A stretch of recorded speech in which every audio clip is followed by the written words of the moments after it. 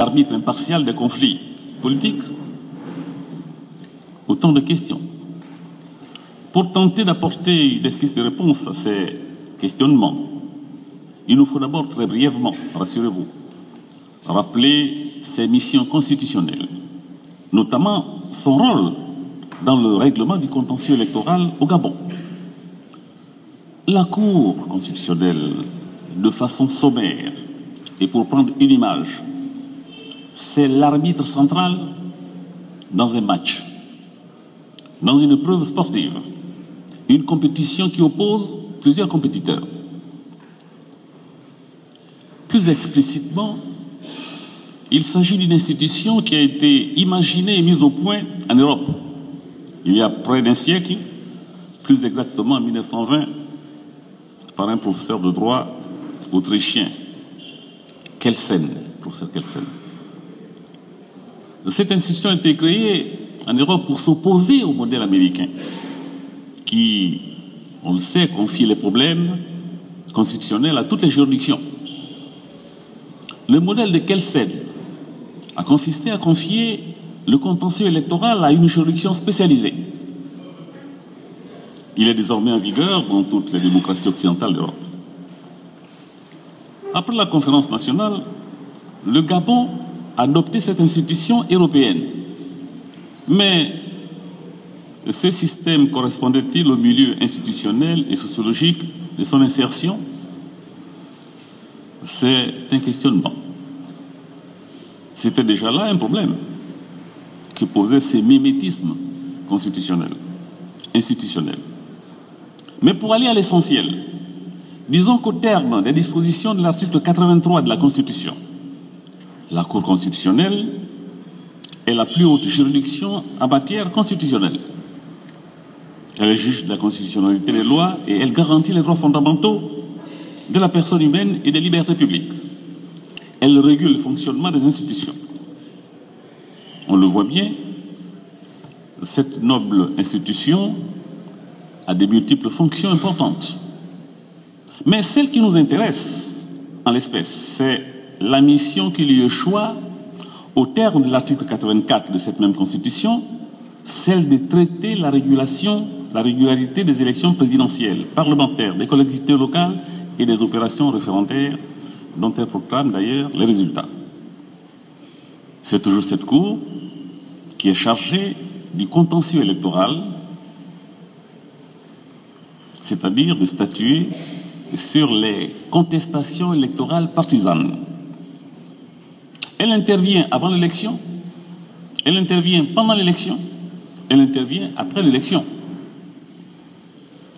Compte tenu des pouvoirs exorbitants qu'elle détient, dans tous les pays démocratiques, cette institution est en principe composée de toutes les sensibilités politiques du pays. C'est le cas en France, en Italie, en Espagne, en Allemagne, je pourrais continuer. Non seulement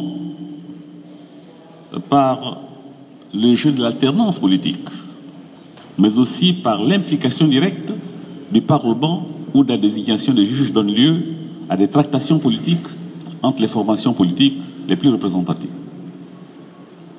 Dans chacun de ces pays, tous les juges sont nommés ou sont désignés après des compromis. L'essentiel est que la Cour soit représentative des sensibilités du pays. Vous l'avez compris, mesdames et messieurs, le choix des juges dans ce pays est toujours le résultat d'accords et de compromis politiques entre les différents partis politiques. En bref, voilà pour ce qui est de la composition de cette institution dans les pays des traditions démocratiques. Pour ce qui est de la durée du mandat des membres de cette institution, toujours dans ce pays, ces juges sont nommés par différentes autorités pour un mandat non renouvelable. C'est le cas en France, où ils sont nommés pour une durée de 9 ans secs.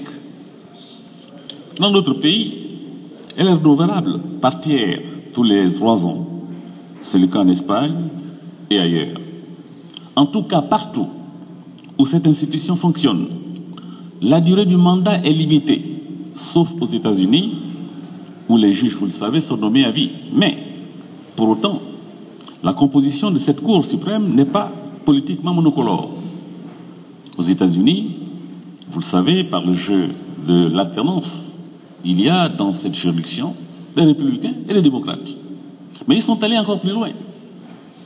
Désormais, dans cette Cour, il faut qu'il y ait nécessairement sur 9 membres un noir, il faudrait qu'il y ait nécessairement un catholique. Et catholique aux États-Unis, ce n'est pas la religion la plus courante. Bref, on a réussi à faire en sorte que cette Cour des États-Unis, où les gens sont nommés à vie, après une enquête difficile, qu'elle soit la représentation nationale. Au Gabon, que constate-t-on? Venons-en.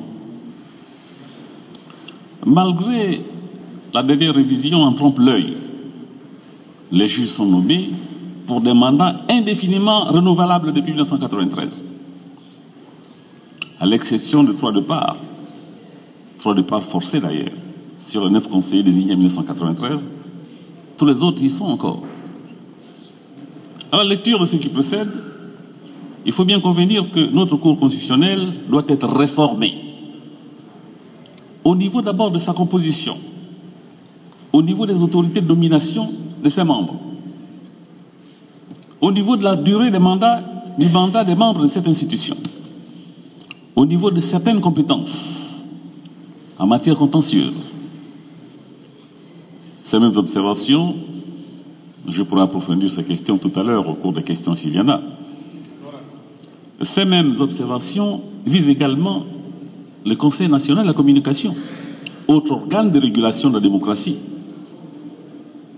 Il serait dérisoire d'épiloguer longtemps sur les dérives de cet organe, le CNC, qui devient maintenant un instrument de censure du pouvoir. S'agissant de la Sénap, il suffit de rappeler simplement que son président est pressenti par le président de la Cour constitutionnelle pour tout uniment mesurer l'ampleur de la soumission à la Cour. Il conviendrait par conséquent de rendre cet organe plus indépendant et autonome. Il y a d'autres organes de régulation. C'est moi qui ai gaspillé encore. Ces organes sont, par exemple, le Conseil national de la démocratie, qui existe et dont l'un des illustres membres est ici présent, son vice-président. Mais dont on se demande bien où elle est, qu'est-ce qu'elle fait, quel est l'impact de ces décisions. Mais y a-t-il des décisions? Et ce n'est pas la faute du vice-président, il n'y a que le vice-président. Il y a aussi d'autres organes. Le Conseil d'État. Est-ce que le Conseil d'État est un organe de régulation de la démocratie? Oui. Pourquoi? Parce que, par exemple, pour prendre des exemples concrets, lorsqu'un parti politique se voit refuser par le ministère de l'Intérieur son habilitation, eh bien, ce parti politique peut saisir le Conseil d'État. Et le Conseil d'État peut lui donner tort ou raison. Je dois avouer que j'ai trouvé cette juridiction assez courageuse. J'ai 3 exemples précis où, malgré le fait que certains membres aient été un peu gourmandés, cette institution, quand même, a donné tort au ministère de l'Intérieur par 3 fois, pour ce qui est de la reconnaissance des partis politiques. Et par rapport à ça, on peut dire que cette juridiction a joué son rôle de régulateur de la démocratie.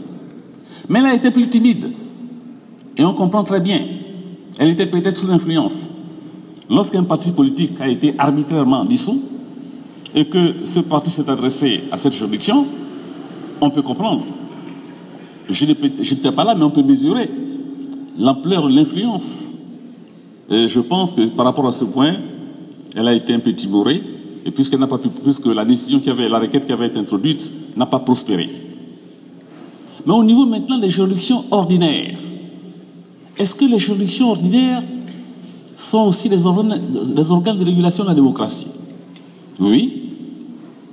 Par exemple, le conflit entre les partis politiques.